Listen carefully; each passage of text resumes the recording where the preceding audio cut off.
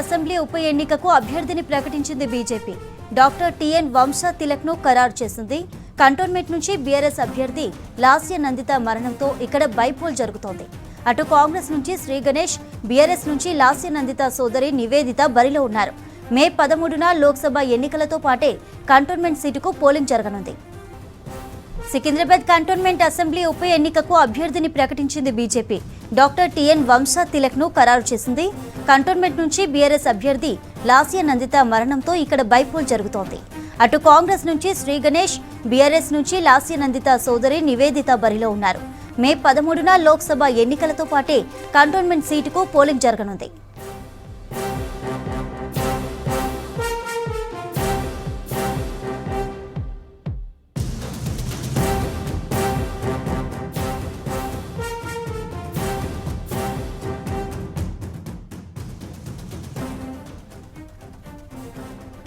మరిన్ని details Srinivas live ద్వారా అందిస్తారు. శ్రీనివాస్, అప్డేట్స్ ఏంటి?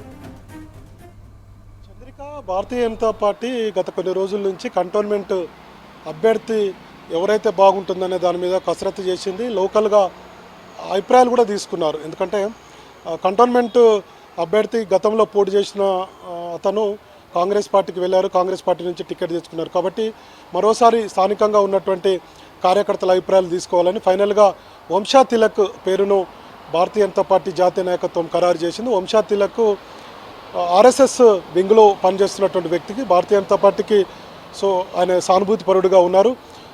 యాక్టివిటీస్లో పాల్గొంటారు. కానీ పార్టీలో ఆయనకు పదవిలో భారతీయ జనతా పార్టీ నేతలు చెప్పేది ఏంటంటే ఆయన ఆర్ఎస్ఎస్లో పనిచేస్తున్నారు కానీ పార్టీలో ఎలాంటి పదవులు అయితే లేవని చెప్తున్నారు.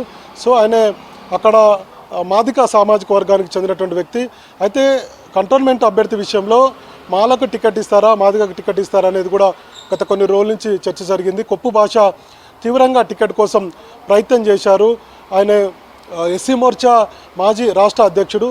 తనకు కంటోన్మెంట్ టికెట్ ఇవ్వాలని చెప్పి బీజేపీ రాష్ట్ర నాయకత్వం మీద, జాతీయ నాయకత్వం మీద కూడా ఒత్తిడి తీసుకొచ్చారు. పేర్లు పంపినప్పుడు కొప్పు భాష పేరు పంపారు, వంశా తిలక్ పేరు పంపారు, మరో నాయకుడు కూడా పేరు పంపారు. 3 పేర్లను జాతీయ నాయకత్వానికి అయితే పంపారు. ఫైనల్గా వంశా తిలక్ పేరును ఖరారు చేస్తూ కొద్దిసేపటి క్రితం జాతీయ నాయకత్వం నిర్ణయం అయితే తీసుకుంది. ఇక కంటోన్మెంట్ నియోజకవర్గానికి విషయానికి వస్తే టీఆర్ఎస్ ఎమ్మెల్యే మనకు తెలిసినటువంటి విషయమే. యాక్సిడెంట్లో ఆమె చనిపోవడంతో ఇప్పుడు కంటోన్మెంట్లో ఉప ఎన్నిక వచ్చింది. అయితే 2023 అసెంబ్లీ ఎన్నికల్లో శ్రీ గణేష్ భారతీయ జనతా పార్టీ తరఫున పోటీ చేశారు. పోటీ చేస్తే ఆయనకు 42,000 ఓట్లు వచ్చాయి. దాదాపుగా 32% మేర ఓట్లు సాధించారు. అంటే సెకండ్ ప్లేస్ ఉన్నారు. బీఆర్ఎస్ గెలిస్తే తర్వాత ప్లేసు బీజేపీదే. కాబట్టి ఈసారి కంటోన్మెంట్ను ఏ విధంగానైనా దక్కించుకోవాలని చెప్పి భారతీయ జనతా పార్టీ ఒక వ్యూహం రూపొందిస్తున్నట్టుగా అర్థమవుతుంది. అందులో భాగంగానే మాదిక సామాజిక వర్గానికి చెందినటువంటి వంశా తిలక్కు టికెట్ ఇచ్చింది. మళ్ళీ ఇంకొక వైపు స్థానికుడిగా ఆయన యొక్క పేరుంది. కొంత సీనియర్ నేతగా ఉన్నారు ఆర్ఎస్ఎస్లో. కాబట్టి ఆయన పేరు ఖరారు చేసినట్టుగా మనకు అర్థమవుతుంది. ఇక మరోవైపు ఇటు కాంగ్రెస్ పార్టీ నుంచి కూడా టికెట్ ఖరారు అయిపోయింది. అక్కడి నుంచి శ్రీ గణేష్ పోటీ చేయబోతున్నారు. అంటే 2023లో భారతీయ జనతా పార్టీ నుంచి పోటీ చేసినటువంటి అభ్యర్థి ఇప్పుడు కాంగ్రెస్ నుంచి మళ్ళీ పోటీ చేస్తున్నారు. కాబట్టి ఒక టఫ్ ఫైట్ అయితే ఉండేటువంటి అవకాశం ఉంది. ఎందుకంటే ఒకవైపు అధికార పార్టీ పోయినసారి 3rd ప్లేస్లో ఉంది. బీజేపీ పోయినసారి అసెంబ్లీ ఎన్నికల్లో 2nd ప్లేస్లో ఉంది.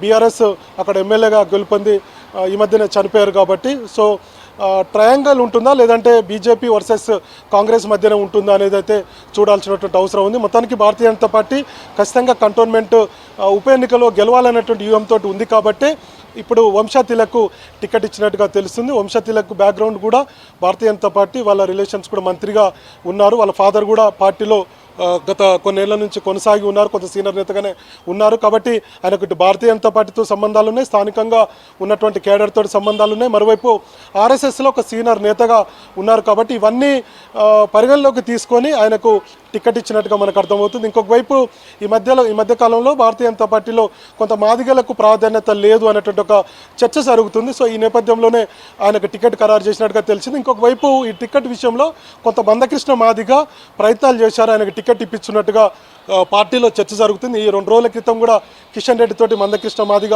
సమావేశమై వంశా తిలక్ టికెట్ ఇవ్వాలని ఒత్తిడి తీసుకొచ్చినట్టు తెలిసింది. ఒకవైపు కొప్పు భాష టికెట్ కోసం ప్రయత్నాలు చేశారు.